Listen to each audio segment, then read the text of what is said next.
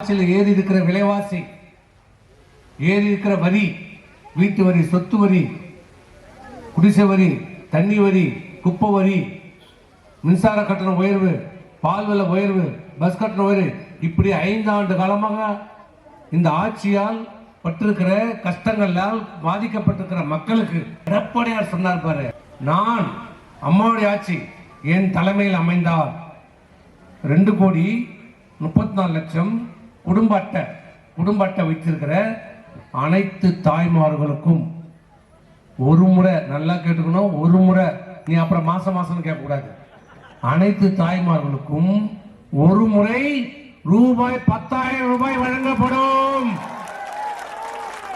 5,000 முடிஞ்சு போச்சு. அடுத்த 10,000 ரெடியா இருப்போம் நம்ம. எது இந்த 5,000 21 கொடுத்த தேர்தல் வாக்குறுதி எது? அதுல 28,000 உங்களுக்கு பாக்கி இருக்குது. இந்த 3,000 இந்த மாசம் கொடுக்க வேண்டிய பணம், அடுத்த மாசம் கொடுக்க வேண்டிய பணம், அதுக்கு அடுத்த மாசம் கொடுக்க வேண்டிய பணம் எது? அதனால இந்த பணம் வர வேண்டிய பணம் ஒன்னும் புதுசாலாம் கொடுக்கல. புதுசா கொடுத்தது எதுன்னா கோடைக்காலம் 2,000. அது கூட ஏன் கொடுத்தாங்க அந்த 2,000?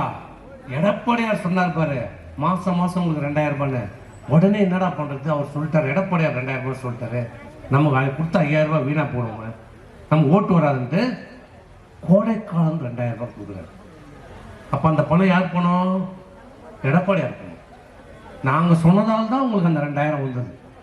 அது கூட பரவாயில்லமா, அந்த 2,000 சொன்னார் பாரு, அந்த 2,000 நீங்க எடுத்துக்கிட்டு இந்த வெயில் தாக்கத்துல இருந்து நீங்க தப்பிக்கணும்னா உங்க குடும்பத்தோட மலை பிரதேசத்துக்கு போய் மகிழ்ச்சியா இருக்கு. எவ்வளவுல? 2,000.